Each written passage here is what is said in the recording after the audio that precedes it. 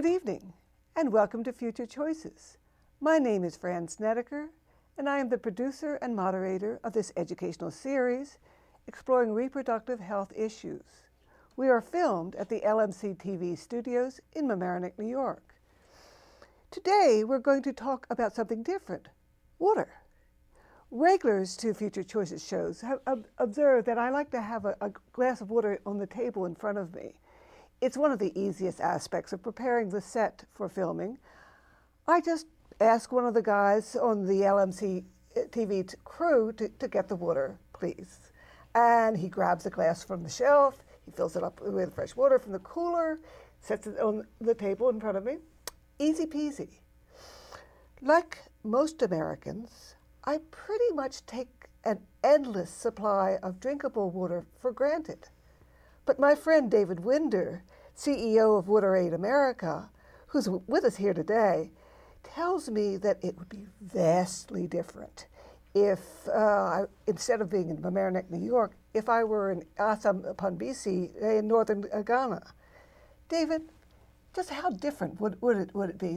Tell us a story about the challenge of fetching water in a village like Assam upon BC. Well, I'll just tell you a story about Apayonga Nso. She's a 40-year-old mother, and before WaterAid came to her village, she'd spend anything between 3 and 6 hours a day collecting water. She'd go to a dry riverbed, dig a hole, and wait for the hole to fill up with muddy water, and fill her big jerry can and go back to the village. And often that water wasn't pure anyway, so the children would end up getting diarrhea and some of them dying. And this is the fate of millions of women around the world. They spend anything between 3 to 6 hours a day carrying water, and it has a terrible effect on their health and the health of their children, who are often helping them. So this is an anecdote that's widespread throughout the developing world. Oh yes, I mean it's absolutely unacceptable. There are more than 850 million people in the world don't have access to clean water, and there are 2.6 billion who don't have access to sanitation. They don't have a safe toilet to go to.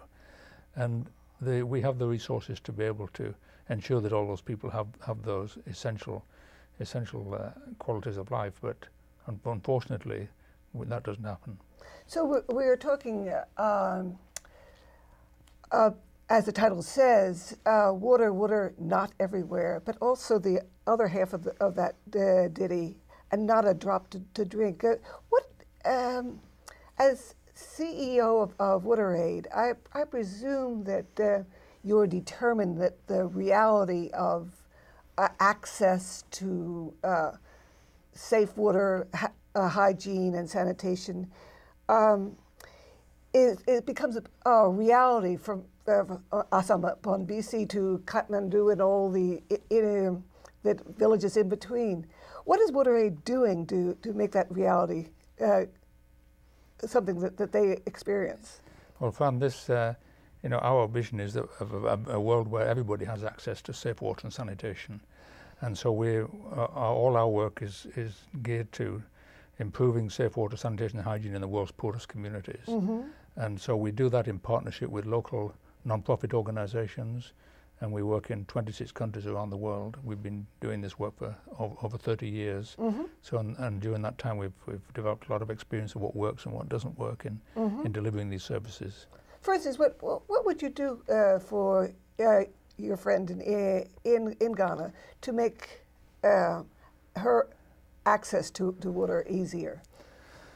Well, the first task is to get a safe source of water that's a permanent source of water. In the case of her village, we drilled a well and put in a pump, and so that she could go, instead of going the 3 or 6 hours to get water, contaminated water, she was able to use the pump and just walk a few hundred yards from her house. Mm-hmm. And so that immediately transformed her life. I mean, she didn't have to spend all that time looking for water. And then, as we always look at sanitation in tandem with water, so she was able to we were able to put a latrine, help her put a latrine in her own home. So that meant that instead of having to go out into the bush, she was able to attend to her needs in a safe environment. Mm-hmm. I've actually got a nice quote from her, because in her own words, she says, she was talking about what it was like now with having clean water. She says, now we have clean water, we don't suffer from diarrhea and stomach pains anymore. Mm-hmm. And I have enough time to weave baskets and do all my work.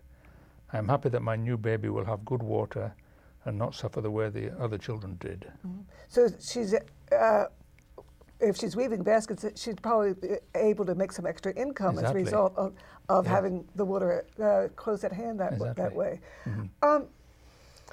Well, what is, I hear you talking about drilling a well and building latrines.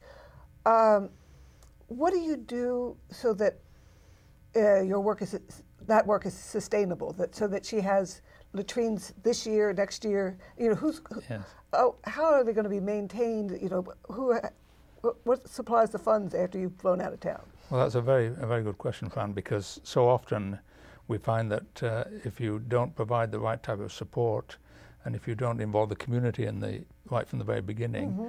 sometimes we go back 2 or 3 years later and the well's not working, mm-hmm. or the latrines are not being used. Mm-hmm. So we find it critical to organize local committees at the community level, and it's important to have women heavily represented on those committees, and they decide how the water system is going to be designed, and they also mobilize people, organize people to really build their own latrines. So we think it's important to avoid subsidies, avoiding giving things to people, but they feel ownership of whatever resources they're putting in, mm-hmm. and facilities. I hear you talking about water and women. Why is is it so particularly burdensome on women to provide for the access to water? Well, it happens that in most communities around the world, it's the burden of looking for water and carrying water falls to women and girls. Mm-hmm. They're the ones who are tasked with it. It's very rare to see men carrying the water to the home. Mm-hmm. So we find women waking up before daylight to go and stand in line, mm-hmm. for the water. Mm-hmm. So women also have the major disadvantage of having the lack of sanitation as well, mm-hmm. because men can sort of more or less go anywhere. Mm-hmm. Women have to wait up for often a nightfall, mm-hmm. And then there's risk of being bitten by insects or attacked by animals, mm-hmm. and even worse. So it's we find that in our work, women are the ones who benefit most from bringing clean water, mm-hmm. and sanitation. What kind of changes happen in their lives when they don't have to spend all this time looking for water? Well, they can, as in the case of Apoyanga from Ghana, they're able to spend more time developing their own income-generating activities. In mm-hmm. her case, it was making baskets. In other cases, it would be vegetable gardening. In other mm-hmm. cases, it would be weaving. Mm-hmm. But they can generate significant income. Some of them actually go back to school and start studying and develop more skills. Mm-hmm. Of course, the girls probably can go to school right from the beginning rather than... Yes, exactly. Well, instead of having to drop out of school, girls can stay in school because they don't have to be spending so many hours carrying water. Mm-hmm. And first of all, let's get a little bit further background on water aid. Mm-hmm. How long have you been? You say you've been in existence for 30 years. How big? How many countries? Different countries are you working in? Yes, we work currently in 26 countries, mainly mm-hmm. in sub-Saharan Africa. We work in West Africa, East Africa, Southern Africa, and then we work in South Asia. Mm-hmm. Obviously the big countries, India, Pakistan, Bangladesh, and Nepal. And we've started programs now in East Timor, in Laos, in Papua New Guinea, mm-hmm. and we're about to start a program in Nicaragua, in our close to home, mm-hmm. in July this year. Mm-hmm. And how much staff do you have that's undertaking all these widespread projects? Worldwide we have over 600 staff in the 26 countries. We have... and that staff is mostly in country in the developing countries? Oh, yes, yeah. more than 450 of those the staff are in developing countries, managing the work in partnership with local organisations. You work in partnership with locals? Oh yeah, we always work in partnership with local NGOs, local non-profits that know the context, obviously know the culture, and they have an incredible experience. A lot of the success of the work depends on selecting the right partners to work with. Yes, but I didn't mention that there's WaterAid UK, WaterAid Australia, WaterAid Sweden, and WaterAid America. And we're WaterAid America. Yes. We were set up in 2003, relatively recently. The others are older? Older. Well, Australia's the same age as we are. Sweden's younger, but WaterAid UK was set up 30 years ago. They have the 30th anniversary in July this year. Yes. But no wonder it's not as familiar here since it's a relatively new phenomenon. And here we only have 6 staff in New York, so we're very we're a very small organisation, but well, I think personally we're very effective. Well, you have discussed water as being and access to clean water and sanitation as being keenly important. Would you go as far as saying it's a basic right? Oh, definitely. It's a human right, and I think we made a great step forward in last year when the General Assembly of the United Nations actually passed a resolution formally recognising as human rights the access to water and sanitation, and they said this was indispensable for the full enjoyment of the right to life, the right to health, and the right to dignity, and that was passed in General Assembly in July last year. And okay, so that's passed by the.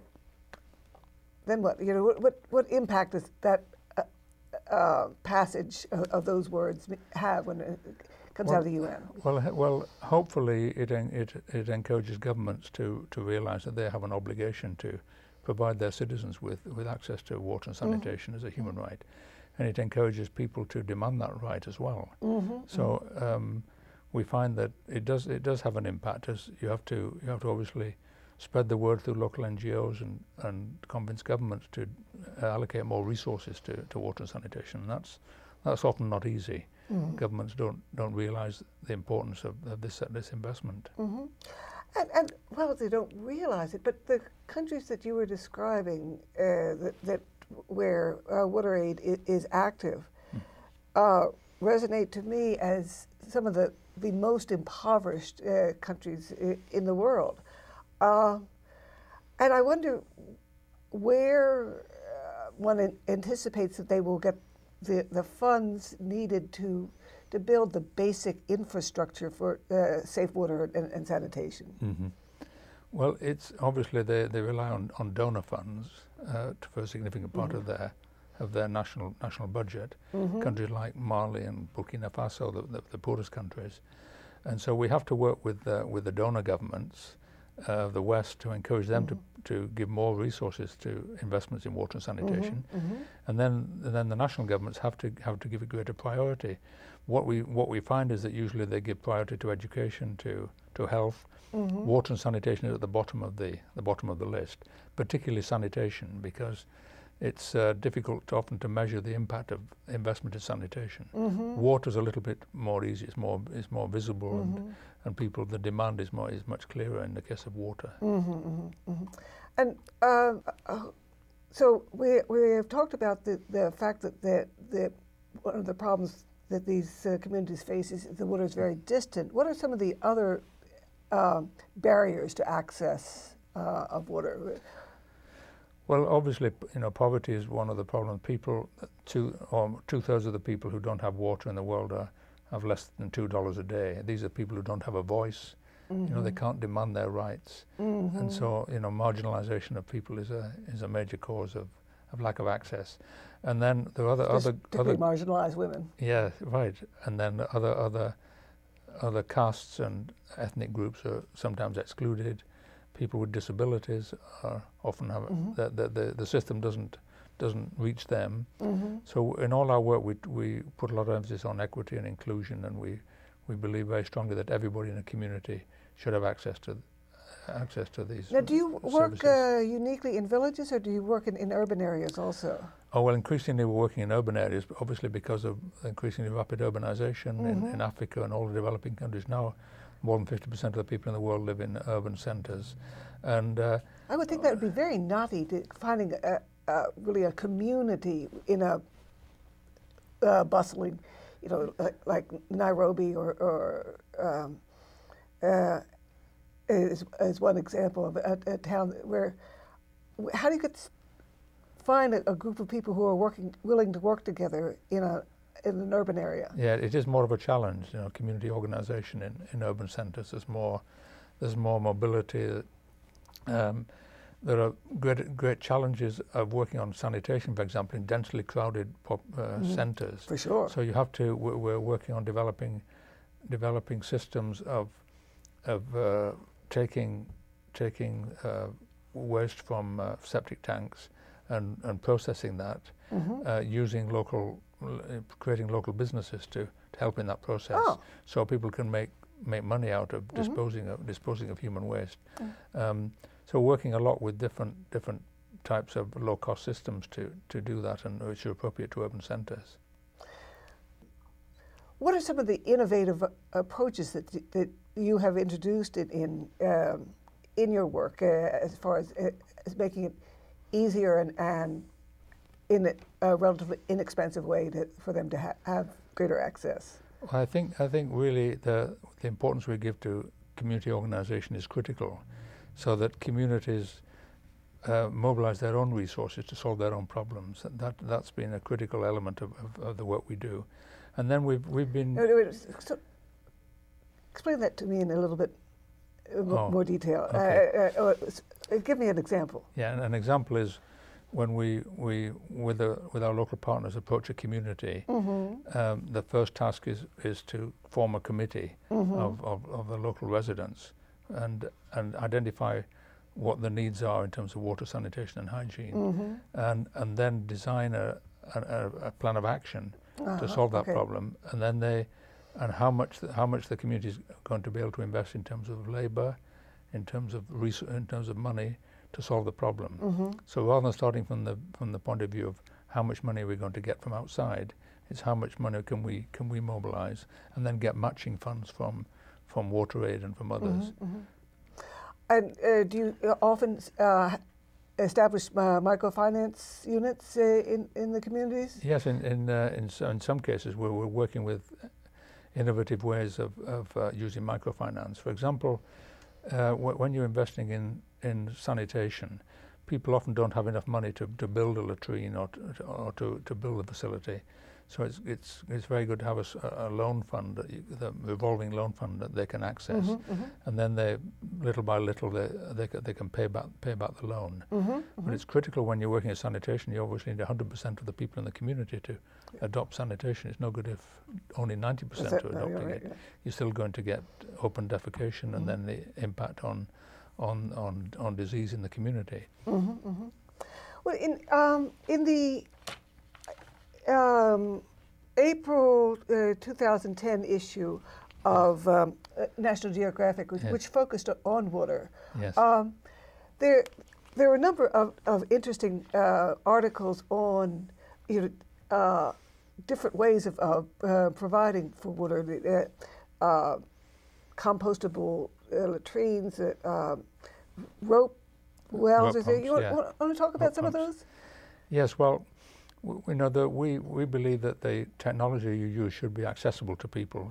If you have complex technology, people find it more difficult to maintain the system and repair it if it breaks down. Right. Yes. So the rope pump is an innovation that we've marketed widely and used widely in our projects, and it's a very simple wheel that is turned and it pumps the water up, but it just has a rope. Basically, there's no mechanized parts, and so it's easy to maintain and relatively inexpensive, no? Yeah, and relatively inexpensive. So that's one we always, and then we're using more and more rainwater harvesting, because in the dry season, sometimes the water table drops, and you have periods of the year when you have difficulty collecting water. But if you're able to collect water on the roofs of schools and the roofs of clinics, then this can be stored and then it can be used in the dry periods of the year. So we're looking for natural ways of using, natural dams, trying to preserve the water in the water table, because unfortunately with climate change, a lot of communities are facing water stress, and so we have to think increasingly of how do you conserve water more effectively. Because they're going to be running out of water if they don't conserve it. Exactly. But back to the collection of water on the rooftops, that water is not potable. That has been sitting out. It is. It is potable if you have to have a lid on the tank. You have to keep it from collecting any pathogens. So it really has to be protected. It's the same with any source of water. It's really important to conserve it. And I also read, I think it was National Geographic, about collecting water in bottles, in plastic bottles, and putting them out. Oh yes. Is that widely done? They're putting them out in the sun to let the sun. Yeah, we don't make much use of those types of technologies. The challenge with they call it point of use, where you're using purification tablets or chlorine or something else. We tend not to use those because the challenge is that people sometimes can't afford some of those technologies. And the second issue is, can you have the supply chain to ensure that they can get access to them? They become dependent on them, and we prefer always to identify a clean source of water. It can be a spring or it can be a well, and then work with the community to ensure that is protected, so that no animal species get into the water and so on. And so that's absolutely critical. David, you told me some of the ways that women are severely impacted by lack of access to water. What are some of the other elements of their lives that water is key to? Well, we think it's critical to bring water to communities to relieve the women of the burden of carrying these 4-gallon drums every day, up to 5 or 10 miles. Each jerry can weighs 40 pounds, and when women are often expected to do that right until they deliver a child, and then when the child's delivered, they have to continue with that task. With the baby on the back. Yes, I mean absolutely incredibly heavy work and damaging to their reproductive health. And I was looking at some statistics recently, and just in Nepal alone, there are 600,000 women suffer from uterine prolapse, and that really is largely because of well, it's a combination of factors, but obviously early and closely spaced pregnancies are part of it, but also water collection is one of the causes of this particular condition. And then girls have to start at the age of 10 years of age, often carrying these huge weights, and that affects they develop damage to the head, the neck, and the spine, and in extreme cases it can cause deformity of the spine, which leads to problems in pregnancy and childbirth. For sure, for sure, yeah. Now, it's no great secret that I am passionate about that every woman everywhere needs to have access to modern family planning, modern reproductive health care. So I can't stop myself from asking you, David, if WaterAid is to achieve its mission, how can you do that unless you include family planning as a part of your program? Right. Well, we regard the work we're doing in water, sanitation, and hygiene as critical to reduce infant mortality, to improve women's health, to improve prenatal and postnatal care. Having access to clean water is critical part of that. So often we find ourselves working in clinics. It's amazing that you find clinics that don't have water and sanitation. The doctors don't wash their hands. The critical importance of hygiene. And of course, in those, when we're working in clinics, we're working in partnership with other organizations that are working on family planning. It's obviously a critical part of a critical part of the work of improving the quality of life for the poorest communities. So bringing sanitary habits as well as facilities into the clinics is very much a part of what you are. Oh yes, I mean many studies have been done on the importance of hand washing, and it shows that anything between 40 and 50% of diarrhea is caused by not washing hands. So if you introduce hand washing, you can reduce the case of diarrhea by 40–50%. For sure. Yeah. Now, you gave to me several weeks ago your report on WaterAid's Global Strategy 2009 to 2015. Yes. What are your goals for 2015? Well, our goals for 2015 are to bring clean water, sanitation, and hygiene to 25 million people in the countries where we work, and to indirectly to bring it to 100 million people. Wow. That is by influencing policy, by ensuring that donors give more resources to water, sanitation, and hygiene. So we work also at the policy advocacy level in donor countries and in countries in Africa and Asia. And to date we've reached about almost 15 million people with water, sanitation, and hygiene. Just in 1 year, this year we'll be bringing these services to water to at least a million people and sanitation to 1 million people. Well, how are you funded? And we're funded by a wide range of sources, by foundations. We get support from USAID, the Gates Foundation, the Hilton Foundation give us wonderful support. And then individuals who support our work, giving over the website, volunteers organize cycle rides and swim-a-thons and various activities to raise money. We've got a wonderful diversity of support, which we really greatly appreciate it. We've only begun to sort of brush the surface in our conversation today. Where can one go after this program is over for further information? Well, I'd encourage everyone watching the program to look at our website, wateraidamerica.org, and you'll find there a range of really interesting resources that, for example, we have on our website we have a Learn Zone.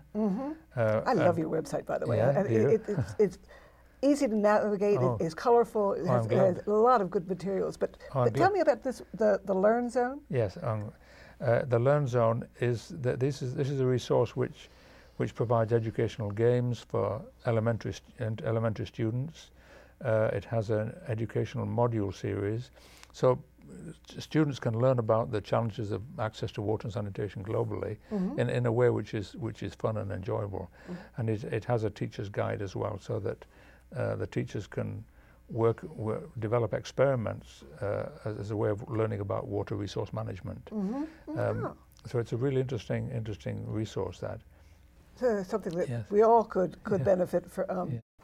David, it's really been a true pleasure to talk to you this afternoon.